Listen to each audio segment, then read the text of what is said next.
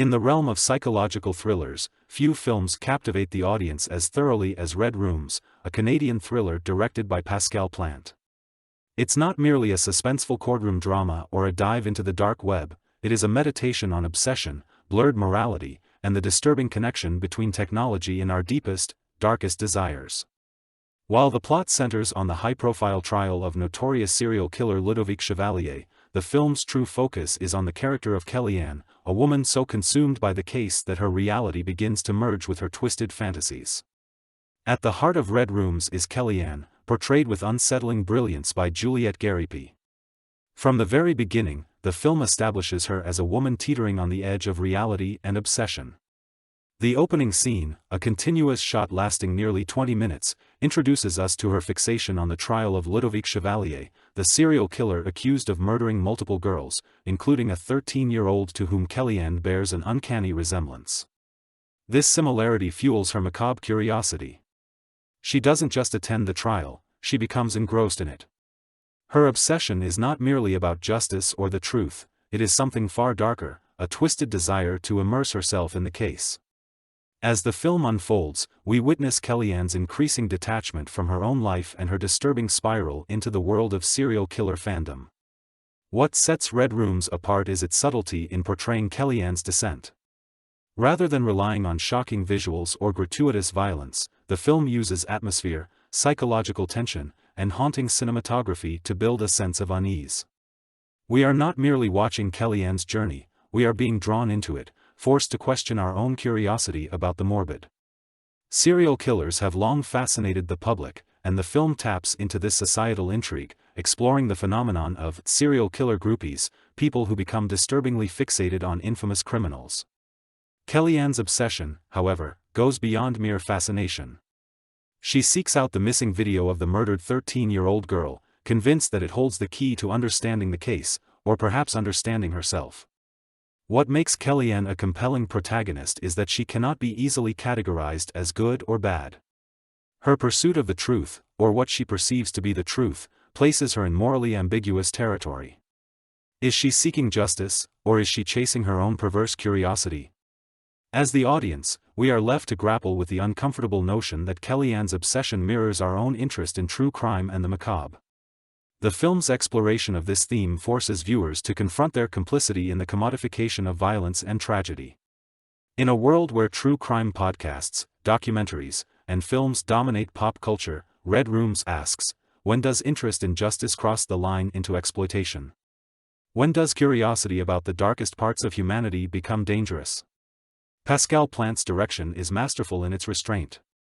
Rather than bombarding the audience with graphic depictions of violence, the film's horror lies in what is unseen, in the tension, in the eerie quiet moments, in the expressions of the actors.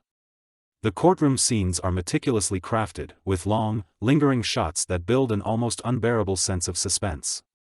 One of the standout features of Red Rooms is its cinematography. The use of color and lighting is particularly striking, with cool blues and harsh whites dominating much of the film. These choices give the movie a cold, clinical feel, reflecting the emotional detachment of its protagonist and the sterile, almost mechanical nature of the trial. Yet, there are moments where warmth seeps in, scenes lit by soft, golden hues that contrast sharply with the film's otherwise chilly aesthetic. These moments, though brief, hint at the humanity that still exists within Kellyanne, even as she is swallowed by her obsession. Moreover, the film's portrayal of the dark web, a place where horrific videos of violence are auctioned off, feels grounded in reality. Rather than sensationalizing this underground world, Red Rooms presents it as something deeply unsettling yet disturbingly accessible.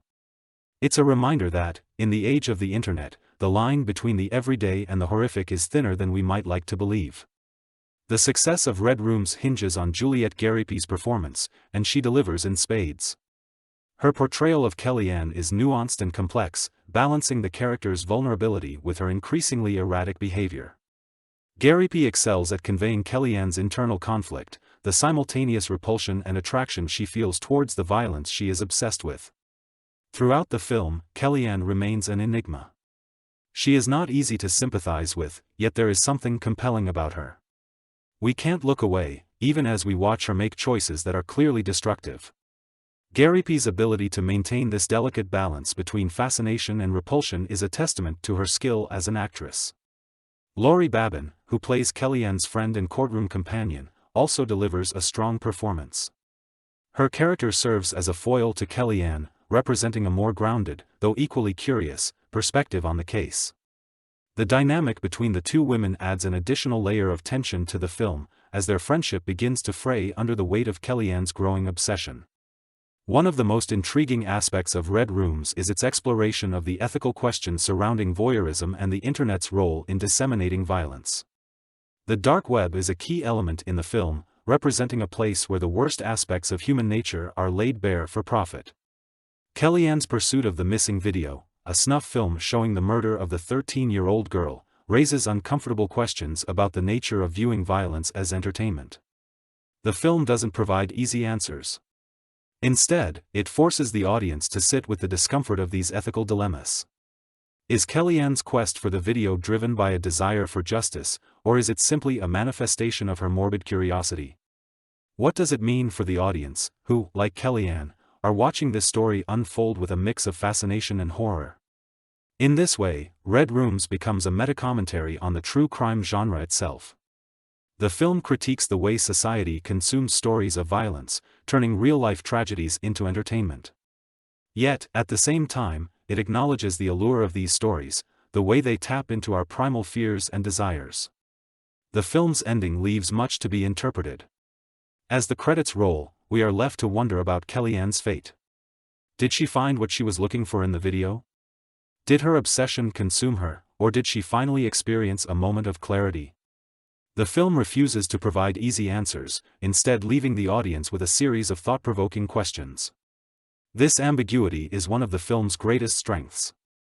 Rather than tying everything up neatly, Red Rooms invites the audience to reflect on the themes it has explored.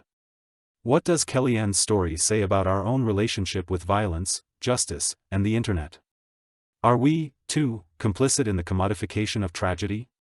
Red Rooms is more than just a thriller. It's a meditation on the darker aspects of human nature and the way technology has transformed our relationship with violence. Through Kellyanne's journey, the film explores the fine line between curiosity and obsession, justice and exploitation. It's a film that will linger in your mind long after the credits roll, forcing you to confront the uncomfortable truths it raises. In a world where true crime dominates our screens and the dark web lurks just a click away, Red Rooms serves as a chilling reminder of the dangers of letting our fascination with the macabre take control. It asks us to consider not just the stories we consume, but why we are drawn to them in the first place.